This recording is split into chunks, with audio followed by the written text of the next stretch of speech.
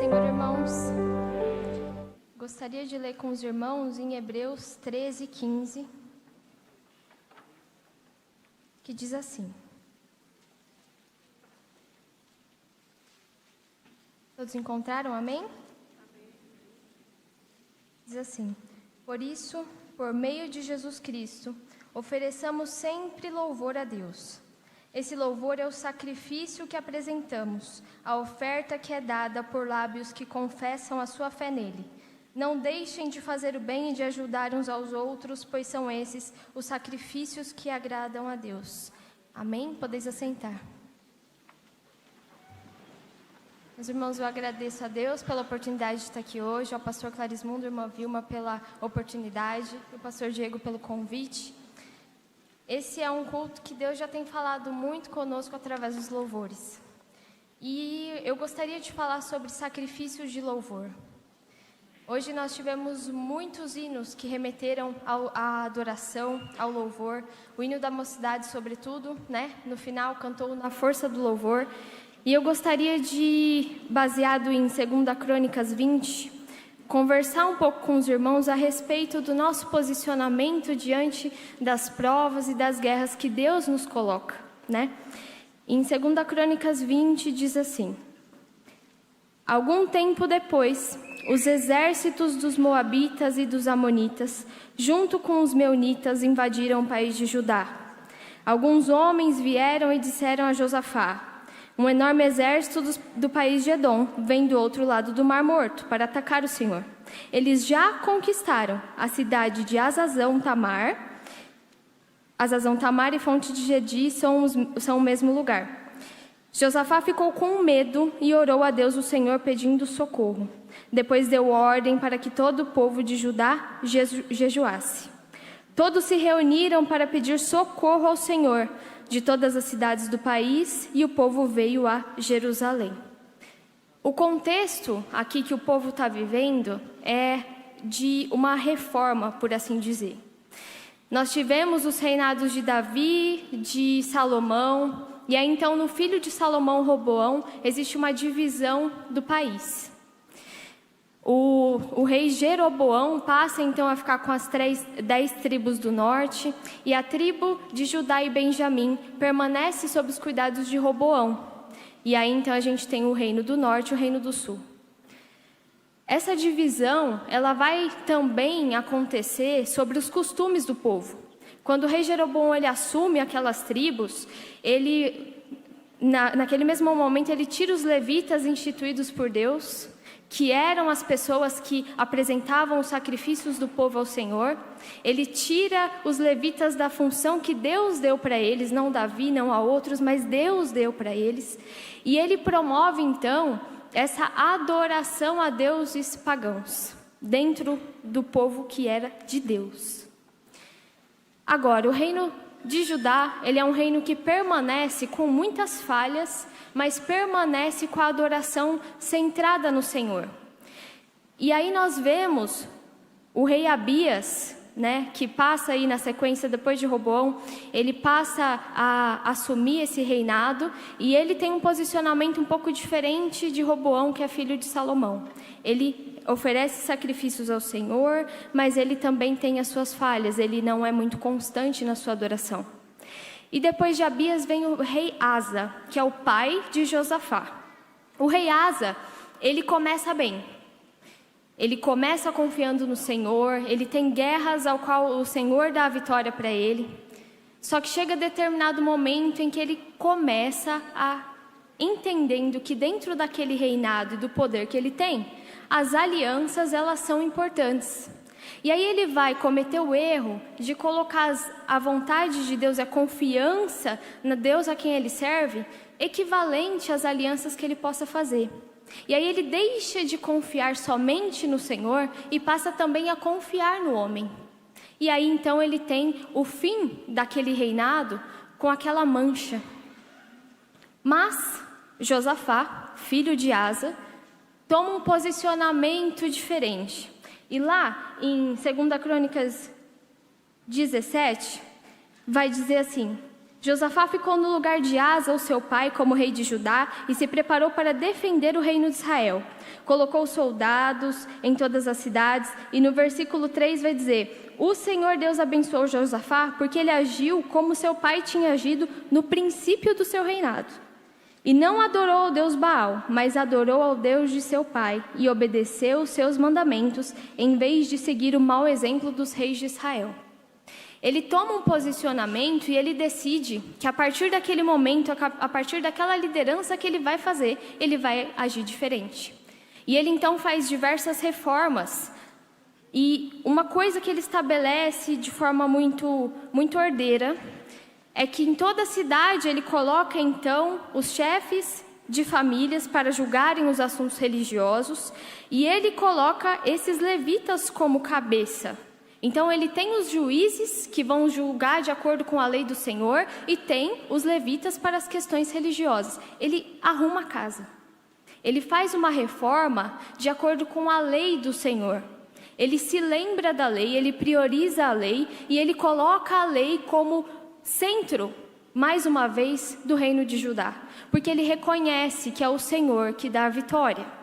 É o Senhor que está à frente, é o Senhor que estabeleceu aquele reino, e é o Senhor que tem o poder de tirar também. Um ponto importante dessa estrutura da lei em relação às guerras é que também tem diretrizes específicas para as guerras na lei. Em Deuteronômio 20, Moisés diz ao povo: quando vocês saírem para combater os inimigos e virem que eles têm mais soldados do que vocês e que têm muitos cavalos e carros de guerra, não fiquem com medo deles. Não fiquem com o quê? Medo. Pois o Senhor nosso Deus, que os livrou do Egito, está com vocês. Antes de começarem o combate, o sacerdote ficará na frente dos soldados e dirá: israelitas, escutem o que eu estou dizendo. Vocês estão aqui para lutar contra os inimigos. Não se assustem, não se apavorem, não fiquem com medo, pois o Senhor nosso Deus está com vocês para lutar ao lado de vocês e salvá-los do inimigo. Aleluia! E esse posicionamento, ele deve ser feito não pelo rei, não por outro, mas ele estabelece que é um sacerdote. Existe regra, existe ordem para a guerra também. Meu irmão, quando a gente enfrenta as guerras da vida, a gente precisa separá-las em dois tipos. Bacana, né? Semana passada nós ouvimos aqui uma palavra maravilhosa que eu ainda está no meu coração, que o pastor Paulinho pregou. E ele falou sobre descer à casa do oleiro. E ele falou sobre um posicionamento de Israel e as consequências do pecado de Israel.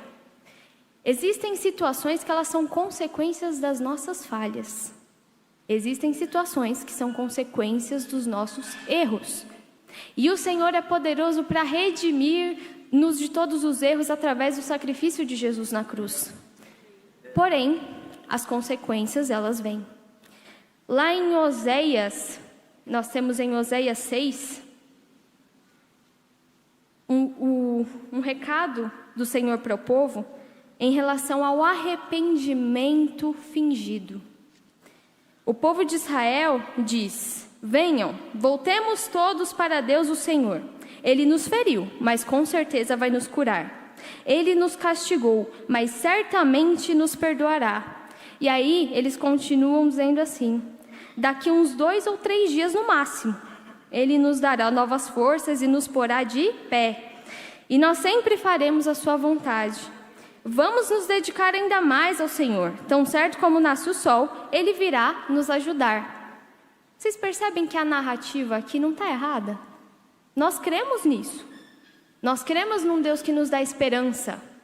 Nós cremos num Deus que nos fere com algumas provas e tribulações, mas Ele também cura. Nós cremos nesse Deus. O grande problema está na sequência, que o Senhor responde ao povo e diz assim: o que é que eu vou fazer com você, Israel? E com você, Judá, o que eu faço? Pois o amor de vocês é tão passageiro, como a cerração ao nascer do sol, é como o orvalho que seca logo de manhã. Foi por isso que eu mandei os meus profetas a anunciar que eu vou castigar e matar vocês. E o que eu exijo de vocês é claro como a luz do sol. Eu quero que vocês me amem e não me ofereçam sacrifícios. Em vez de me trazer ofertas queimadas, eu prefiro que o meu povo me obedeça. Meu irmão, isso aqui é muito sério, porque é o Senhor dizendo, com lábios, com aquilo que você está dizendo, você está até correto, mas o seu coração tem um arrependimento fingido. Esse é o problema. As consequências do nosso pecado, ela não está baseada naquilo que nós dizemos. Porque você pode ser eloquente, você pode ter uma boa oratória, você pode estar baseado na Bíblia, e ainda assim o seu coração se desviar. A gente vê na passagem de Isaías 6, um marco muito importante na vida de Isaías. Isaías, pelo que vocês vão lembrar, ele fazia parte ali daquela corte com um tio que era o rei Uzias.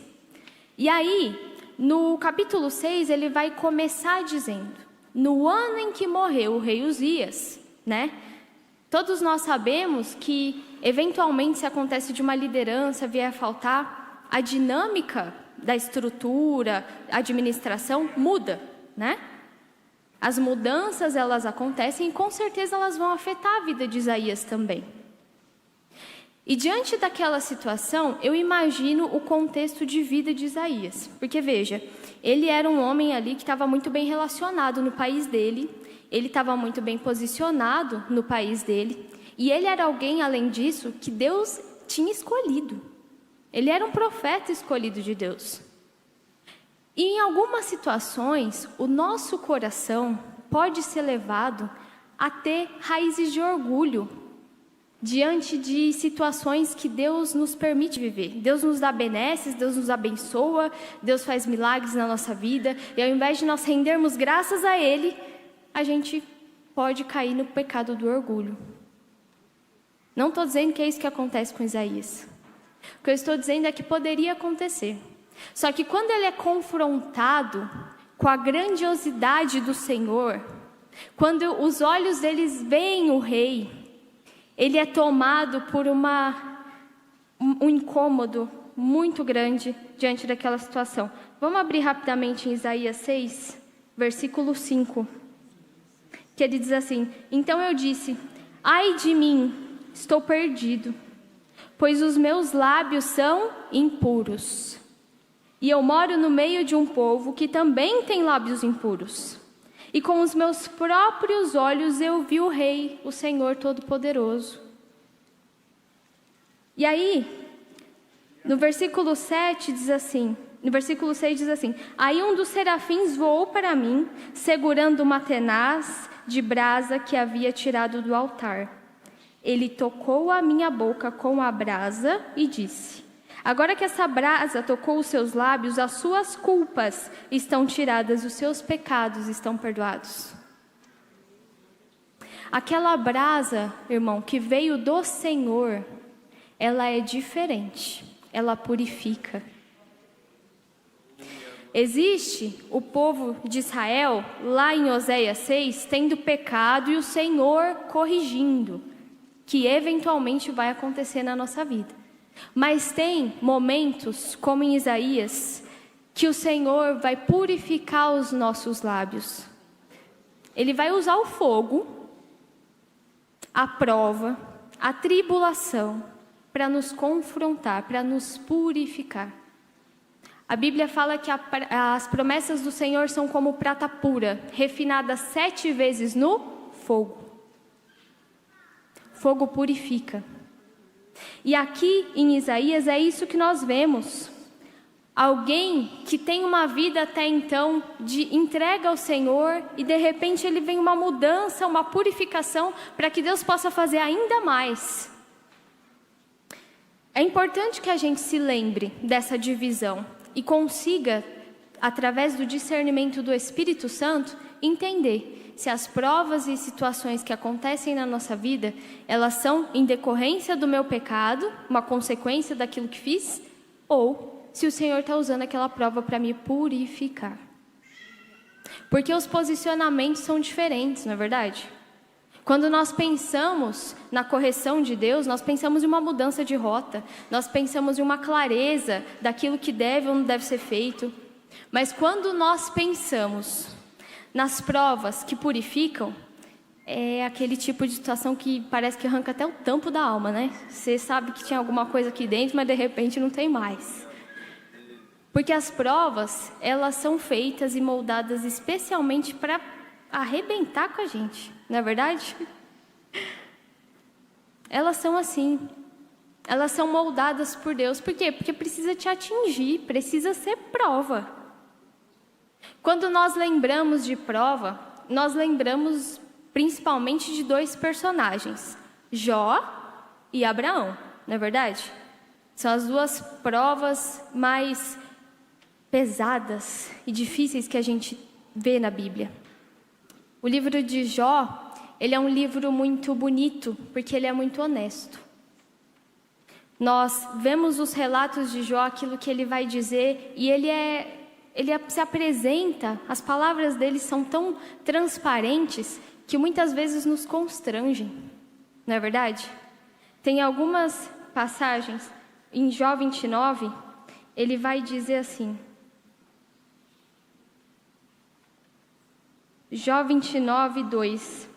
Ah, se eu pudesse voltar a meses atrás, para os dias em que Deus me protegia. Naquele tempo, Deus iluminava o meu caminho e com a sua luz eu podia andar na escuridão. Naqueles dias eu estava bem de vida e a amizade de Deus era a proteção do meu lar. Esse é o versículo de Jó que eu mais gosto, porque é assim que nos sentimos quando estamos em provação. Se vocês lembrarem da tempestade em que os discípulos se envolveram com Jesus, quando eles confrontam a Jesus no meio daquela tempestade, qual que é o questionamento que eles vão fazer para ele? Não é, por que o Senhor não parou? Por que o Senhor não nos livrou? Não, não é isso. O Senhor não se importa? Esse é o questionamento da nossa alma. Em todas as provações que Deus nos permite passar, o Senhor não se importa? Porque se o Senhor se importasse, o Senhor poderia livrar, o Senhor poderia mudar, não é verdade? O que nos machuca não é nem o que está acontecendo. Jó fala, se eu pudesse voltar atrás, quando Deus me protegia. E ele vai de uma forma muito transparente falar com os amigos dele, trazer as queixas dele ao Senhor. No capítulo 6, 4, ele diz assim, as flechas venenosas do Deus Todo-Poderoso estão fincadas em mim. E o veneno entrou na minha alma. Com os seus ataques, Deus tem me enchido de terror. No versículo 8, ele diz, se Deus me desse o que eu estou pedindo. Se Ele respondesse a minha oração, então Ele tiraria a minha vida. Ele me atacaria e acabaria comigo. Se eu soubesse que Deus faria isso, daria pulos de alegria, mesmo sofrendo muita dor. Pois Deus é santo, e eu nunca fui contra as suas decisões. Jó, em toda a sua lamúria, em todo o seu sofrimento, ele nunca deixa de entender a soberania de Deus e o distanciamento que existe entre ele e o Todo-Poderoso. Muitas vezes, a gente percebe um movimento na igreja, no geral, na igreja no Brasil e no mundo, que às vezes parece que as pessoas estão tirando Deus do trono e trazendo para uma equivalência. Deus, a sabedoria de Deus, a minha sabedoria são a mesma coisa, são equivalentes. Aquilo que eu considero sábio é o que Deus considera sábio. Aquilo que eu considero bom é o que Deus considera bom. O limite da sabedoria de Deus é a minha sabedoria. E ao passo que nós estamos trazendo essa idolatria para os nossos corações e priorizando a nós mesmos, nos colocando no centro. Percebe? É quase como se a gente, como algumas outras religiões que tem um santinho lá de madeira, Deus não faz o que eu quero, eu coloco ele de ponta cabeça num copo de água. Não é assim? De repente não é mais Deus o soberano, sou eu. Eu determino aquilo que é sábio, eu determino aquilo que é bom. E quando nós somos contrariados nas nossas certezas e na nossa visão daquilo que Deus é, isso dói. Eu achei que Ele ia por aqui, mas Ele não foi. Eu achei que ele ia por aqui. Não, agora arrumou a coisa, eu estou vendo ali uma luz do fim do túnel, é ali que ele vai ter que ir. E aí ele não vai. E aí você é de novo confrontado nas suas certezas. Jó, ele tinha caixinhas também para Deus. Deus faz isso e Deus não faz aquilo. Deus faz isso e Deus não faz aquilo. E de repente Deus faz algo e permite algo que é surpreendente para ele. E ele se vê confrontado. Só que existe um momento da vida de Jó que ele passa por esse confronto diretamente com Deus. Deus é tão bom para ele que o confronta, e do meio de uma tempestade, no capítulo 38, o Senhor dá a Jó a seguinte resposta: Jó, as suas palavras só mostram a sua ignorância. Quem é você para pôr em dúvida a minha sabedoria? E aí, no capítulo 42, esse é um versículo muito conhecido, capítulo 42, 2 diz assim: Eu reconheço que para ti nada é impossível, e que nenhum dos teus planos pode ser impedido. Tu me perguntaste como eu me atrevi a pôr em dúvida a tua sabedoria, visto que eu sou tão ignorante. É que eu falei de coisas que eu não compreendia, coisas que eram maravilhosas demais para mim. Meu irmão, no meio da provação, da dor, da angústia, mesmo que você seja levado a desconfiar do caráter de Deus, use a sua racionalidade. É muito difícil dizer isso. Mas tente se lembrar. No livro de Deuteronômio inteiro, Moisés fica repetindo para o povo: lembrem que Deus fez isso, lembrem que Deus fez aquilo. Por quê? Porque nós, seres humanos, somos muito limitados. E a forma como nós entendemos o amor, de que forma é? Por através de atos, certo? Ações que o outro faz em direção a você. Tem até o livro, aquele livro 5 Linguagens do Amor, né? Que cada um recebe de uma forma. Mas o Senhor Deus é um Deus que conhece o nosso interior. E Ele sabe exatamente o que você precisa para se sentir amado. Só que a rejeição, ela é algo tão profundo que ela vai nos afetar até mesmo fisicamente. Uma criança que está sendo gerada, a partir da 2ª semana de gestação, ela já começa a absorver e a sentir as emoções da mãe, durante a gestação. E isso provoca, tem até um estudo que mostrou o cérebro de uma criança rejeitada e de uma criança que foi amada, tinha uma estrutura familiar. A criança que foi rejeitada apresentava manchinhas no cérebro e até deformidades. Problemas físicos decorrentes desse sentimento. E por que a rejeição ela é tão profunda para nós? Se a gente voltar no Éden, o homem, através daquela escolha de Adão e Eva, é separado de Deus. Essa rejeição afeta toda a estrutura do nosso ser. E nós continuamos, através da história, carregando essas marcas da rejeição. Até que Jesus, que morreu na cruz para salvar a mim e você, nos faz aceitos e amados novamente na família de Deus. Nos faz participantes com Ele. Nos resgata, nos ama. Mas esse sentimento de rejeição é o que provoca em nós as maiores dores. Eu me lembro de uma situação engraçada que eu vivi, que eu estava no elevador com uma pessoa, e eu cheguei a citar assim para ela estava atrasada para uma aula, e eu falei assim: olha, se eu fosse você, eu nem entrava nessa aula, porque esse professor tem a mania de ser chato, se você entrar, ele vai brigar com você, e aí você vai passar vergonha. Eu falei: bom, se ele fizer isso, nunca mais eu volto. A gente deu risada e eu ali pactuei com ela aquele sentimento, porque eu também não voltava mais. Tem uma pesquisadora, Brené Brown, que ela é muito famosa e que ela fala que a rejeição ela não consegue ser muito isolada. Que um dos frutos ou uma das reações que nós temos a partir da rejeição é a vergonha. Muitas vezes nós somos envergonhados em situações de rejeição, sim ou não? Com Deus, nós também passamos por algumas vergonhas em relação àquilo que nós esperávamos que Ele fizesse, não é verdade? O povo de Israel, ele é envergonhado enquanto está cativo no Egito, porque existe uma promessa.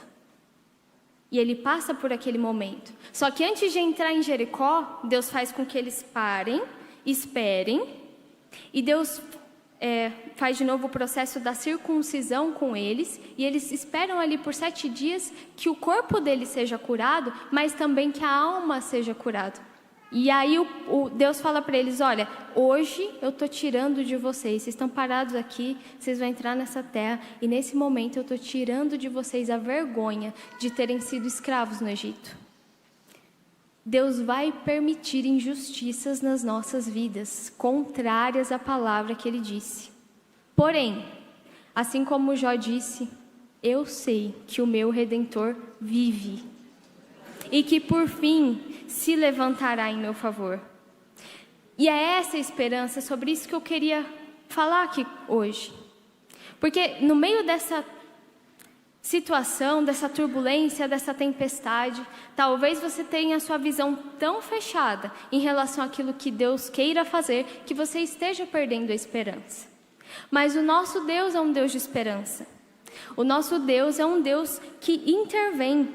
Ele é um Deus que, conforme Jó 42:5, antes eu te conhecia só de ouvir falar, mas agora eu te vejo com os meus próprios olhos. Ele quer nos levar a conhecê-lo. Ele quer nos levar a ter mais intimidade com Ele. As provações, as tribulações, meu irmão, elas não são o fim. Elas são uma parte do processo para aproximá-lo de nós, para nos fazer mais parecidos com Ele. Então, aceitemos o processo que Deus está apresentando para nós. Aceitemos, não fiquemos como o povo de Israel, que tinha uma dura cerviz e não aguentava a correção, fugia da correção.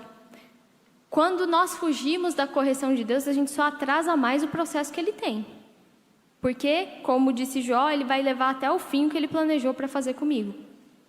Ele vai até o fim e não vai ter jeito. Mas o Senhor, a seu tempo, virá. Lá em Josafá 20, continuando na nossa batalha, Josafá 25 diz assim: E a gente de Judá e de Jerusalém se reuniu no pátio novo do templo, e Josafá se pôs em pé no meio deles e orou assim: Ó Senhor, Deus dos nossos antepassados, Tu és o Deus do céu e governa todas as nações do mundo.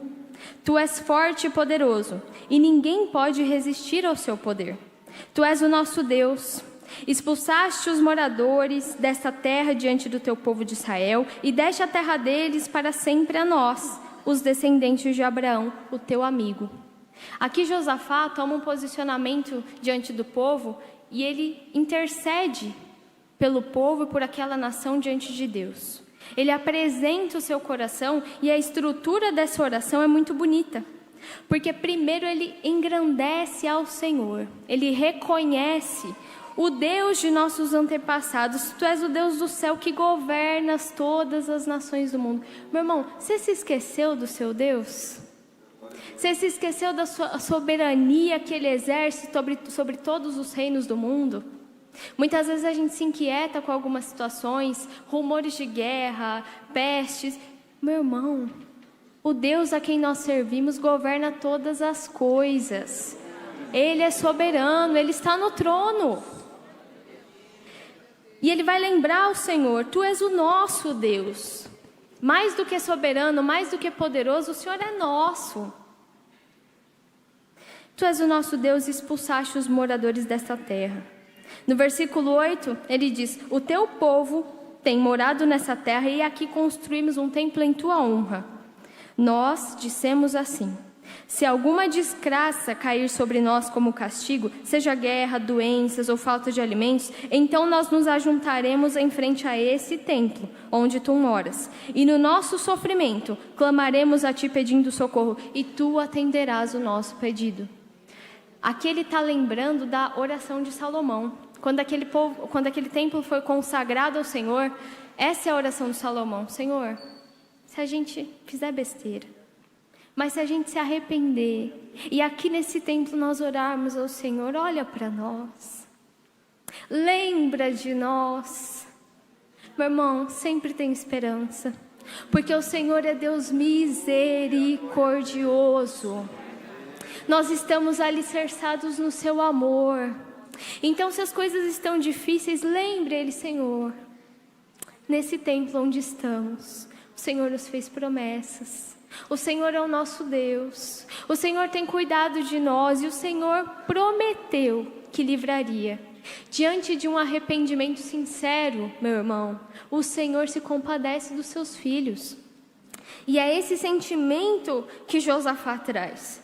E no versículo 10 ele diz agora, olha o que está acontecendo com a gente. Os amonitas, os moabitas, junto com os edomitas, invadiram o nosso país. O país já estava invadido. Quando os nossos antepassados estavam vindo do Egito, o Senhor não deixou que invadissem as terras daqueles povos. Por isso, os nossos antepassados se desviaram deles e não destruíram aqueles povos. Senhor, o Senhor não deixou a gente destruir, a gente desviou. A gente teve misericórdia com aquele povo que agora nos ataca. Mas agora, eles nos pagam assim. Estão nos atacando para nos expulsar da terra que nos deste para sempre. Ó nosso Deus, castiga essa gente, pois não somos bastante fortes para resistir a esse enorme exército que está avançando contra nós. Não sabemos o que fazer e olhamos para ti pedindo socorro.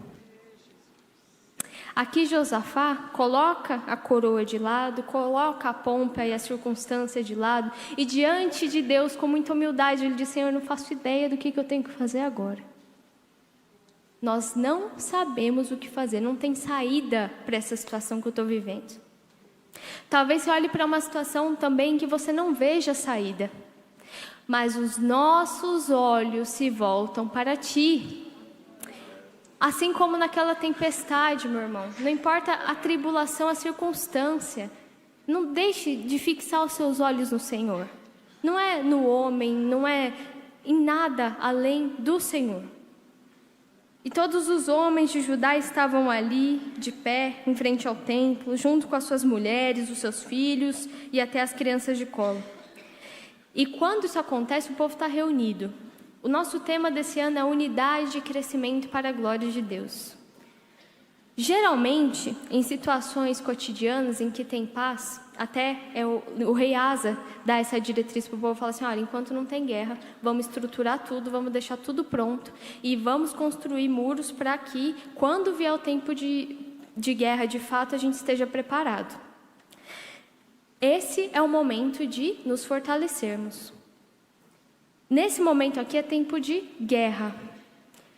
Quando nós, em tempos de paz, estamos nos estruturando, existem situações que fogem ao nosso controle, mas são muito pequenas. Já percebeu que em tempos de paz você se preocupa com o elevador que atrasa, você se preocupa com o trem que demorou, você se preocupa com coisinhas. Ó, fulano não fez do jeito que eu queria. A gente deixa de se preocupar com as coisas importantes.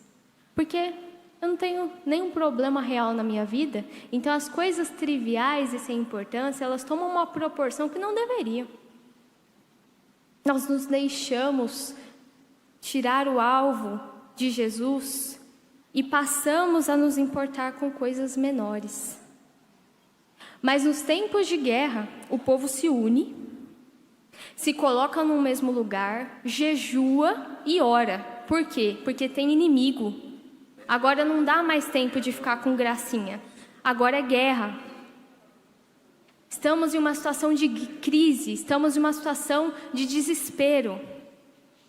E aí, como povo, eles se unem, eles lembram da lei e eles se colocam nessa situação de entrega ao Senhor.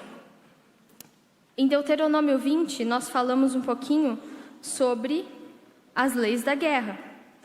E as leis da guerra, elas tinham também algumas ressalvas, não é? O povo que ia para a guerra, ele era um povo que estava, por assim dizer, disponível. Deus, ele preservava alguns tempos de paz na vida do povo.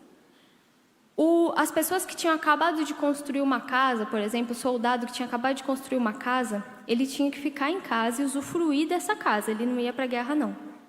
O soldado que tinha acabado de construir uma parreira, ele também ia ficar para usufruir dessa parreira. Ele não ia para a guerra. O soldado que tinha contratado o casamento, ele ficava e se casava. Porque, eventualmente, se algum desses soldados morresse na guerra, todo o trabalho que ele fez, ele ia ser perdido. Isso nos mostra que o Senhor Deus, ele preserva alguns tempos e alguns períodos de paz na nossa vida, porque é do coração dele que a gente usufrua da paz que só ele pode dar. Que nós, de verdade e verdadeiramente, com o coração agradecido, rendamos louvor a ele por aquilo que ele tem feito nas nossas vidas. E é esse tipo de relacionamento e de ordem que o Senhor tem com o povo. Vai ter tempo de guerra? Vai. Mas Deus ainda vai preservar períodos de paz em meio à guerra para aqueles a quem Ele deseja reservar. E aí, ele continua. E no versículo 13 diz assim: todos os homens de Judá estavam ali em pé frente ao templo, junto com as suas mulheres e os seus filhos e até crianças de colo. De repente, o Espírito de Deus desceu sobre um levita que estava ali no meio do povo. Chamava Jaziel e era descendente de Asaf. Vocês lembram que nós falamos sobre as leis da guerra e que um sacerdote, um levita, ele que encorajava o povo? Ele que ia ficar diante do povo e ele que ia trazer aquela lembrança para o povo de que o Senhor era com eles? Aqui diz: e o Espírito de Deus desceu sobre um levita. O Senhor preserva as suas ordenanças, mas Ele intervém com seu Santo Espírito. Meu irmão, a gente não pode ficar parado diante das circunstâncias ou da vida em apatia. Nós precisamos clamar pelo Espírito de Deus. Quantas vezes nas situações da vida ou no teu dia a dia você tem clamado pelo Espírito de Deus, pelas intervenções do Espírito de Deus, para que Ele assuma a direção na sua vida?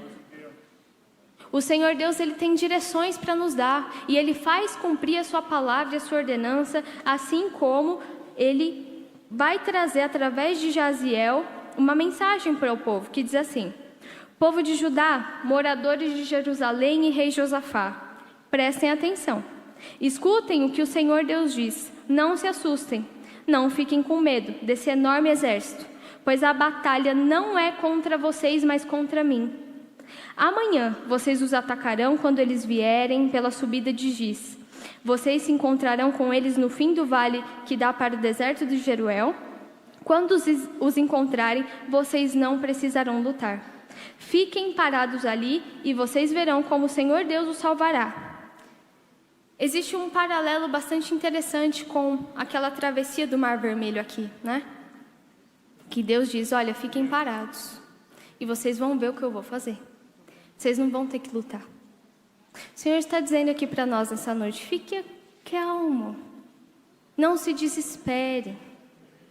Ore ao Senhor, consagre ao Senhor, jejue ao Senhor, entregue o seu coração e mantenha o seu coração no altar do Senhor. Porque Ele com certeza o seu tempo virá, você não vai precisar lutar, meu irmão. O Senhor é contigo e Ele que vai à frente. E eles continuam dizendo: quando vocês se encontrarem, vocês não precisarão lutar, fiquem parados. No versículo 18, o rei Josafá se ajoelha, encosta o rosto no chão, e todo o povo de Judá e moradores de Jerusalém se ajoelham na presença de Deus, o Senhor, e o adoram. Aí, os levitas, que eram descendentes de Coate e Corá, começaram a louvar ao Senhor, Deus de Israel, em voz bem alta. Na manhã seguinte, todos se levantam cedo e vão para o deserto de Tecoa. Ao saírem, Josafá fica de pé e disse: povo de Judá e moradores de Jerusalém, escutem. Confiem no Senhor seu Deus e estarão seguros. Confiem nos profetas dele, que tudo o que vocês fizerem dará certo. Depois que o levita encoraja o povo, Josafá vai à frente do povo e novamente encoraja aquele povo e diz: olha, eu estou com vocês. A minha posição de rei aqui não vale mais do que a posição de servo do Senhor. E nós vamos juntos para essa frente de batalha, e nós precisamos confiar no Senhor.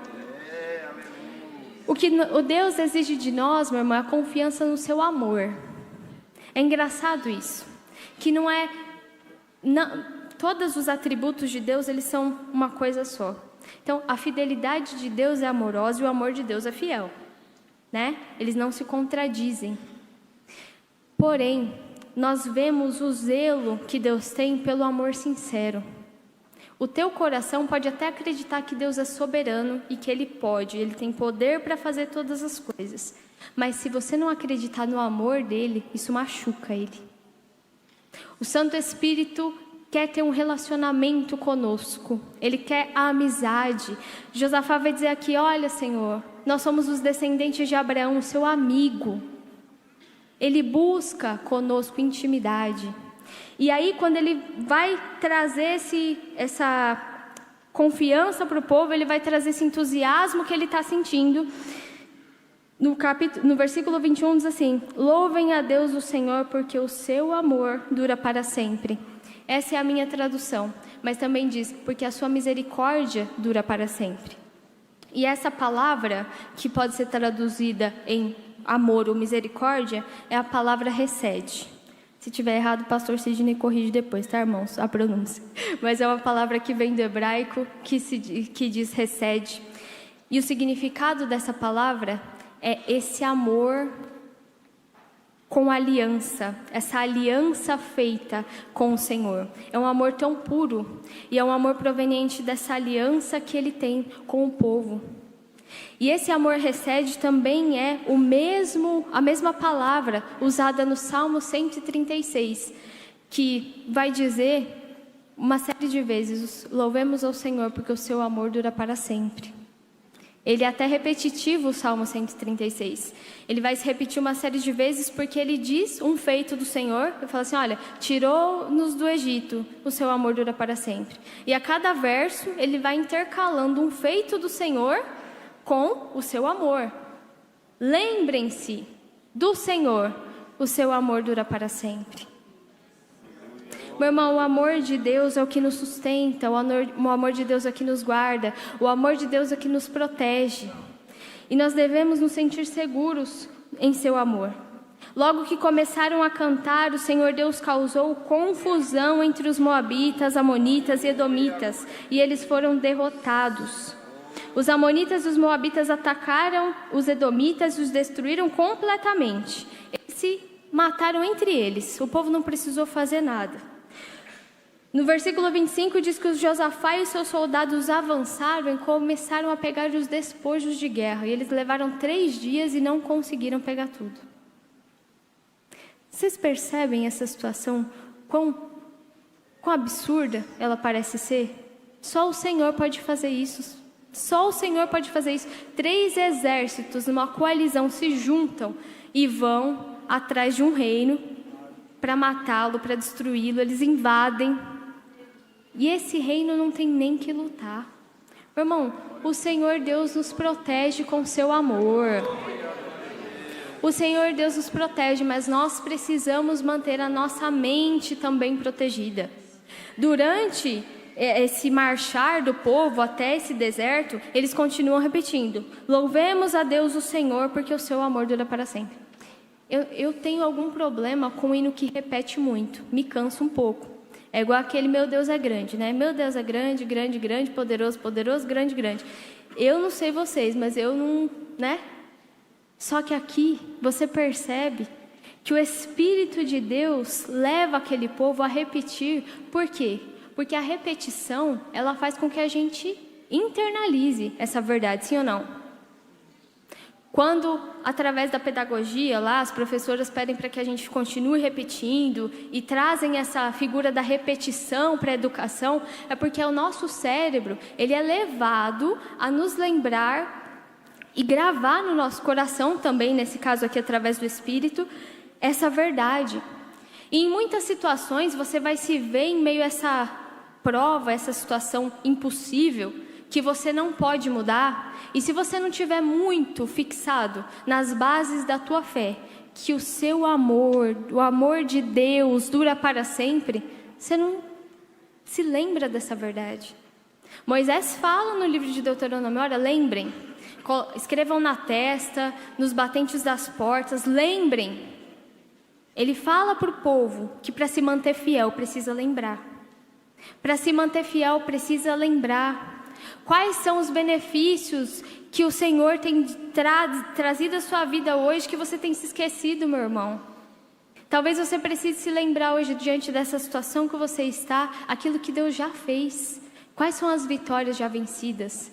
Quais foram as guerras que Deus já te permitiu estar ali ao lado dele? Porque ele fala, olha, ele vai ficar ao lado de vocês e ele mesmo dará a vitória.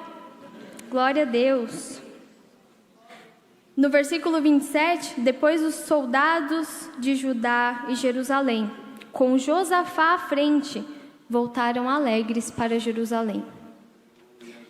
Era uma situação e um desfecho que talvez não fosse previsto, não fosse imaginado por Josafá quando aquela guerra começou. Voltar alegre, com o povo confiante no Senhor e com 3 dias de despojos. Assim é o Senhor na nossa vida. As provas e as situações, elas nos purificam, elas nos trazem para mais perto de Deus e elas também nos trazem benefícios que a gente não teria sem aquela provação. A purificação, ela nos dá autoridade diante de Deus e diante dessas situações. Ela não apresenta para nós experiências com Deus que nós não teríamos de outra forma. Eu me lembro da minha adolescência, em uma situação bastante engraçada, que eu estava ali na secretaria e eu não me lembro o motivo da oração, mas eu me lembro que eu orei, falei, Deus, se o Senhor está de fato ouvindo a minha oração, eu queria que chovesse só aqui agora. E eu me lembro disso e eu orei meio que sem fé, sabe? Sabe quando você ora por orar assim?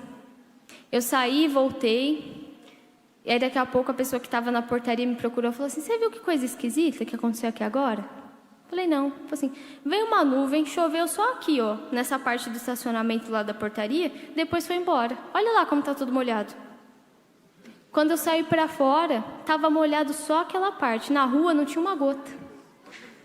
Meus irmãos, não importa quem você é, o seu Deus é um Deus de milagres. É um Deus de maravilhas. E tem situações que Ele te permite viver só para que você saiba que Ele faz o que Ele quer, a hora que Ele quer, para quem Ele quer. Não importa se você tem posição, se você não tem posição, não importa os seus recursos nessa terra, o Senhor Deus e Jesus morreu por você naquela cruz. Deus te escolheu, Deus criou um caminho para que você viesse até Ele em aceitação, para que você se tornasse filho dEle. E o amor dEle por você ultrapassa os seus próprios limites. Se você não está enxergando o amor de Deus, esse amor recede, que Ele tem por você, busque ao Senhor, porque Ele quer ser encontrado. Assim como Ele exigiu do povo de Israel, Ele exige de nós um coração quebrantado e contrito diante da presença dEle. Porque a seu tempo Ele virá, assim como Ele veio para Jó, assim como Ele veio para Josafá, assim como Ele veio para todos os homens e mulheres de Deus que estavam sofrendo aos pés dEle, Ele virá para nós, amém? Amém. Louvado seja o nome do Senhor. Eu agradeço a oportunidade em nome de Jesus.